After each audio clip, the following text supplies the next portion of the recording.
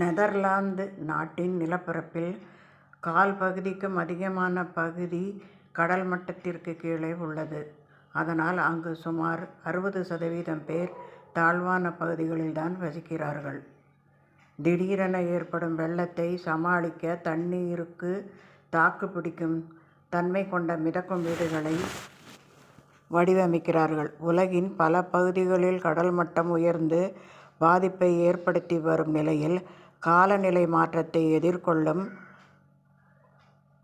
தகவலமைப்புப்படி இந்த வீடுகள் கட்டமைக்கப்படுவதால் உலகிற்கு முன்னோடியாக நெதர்லாந்து நாடு உள்ளது.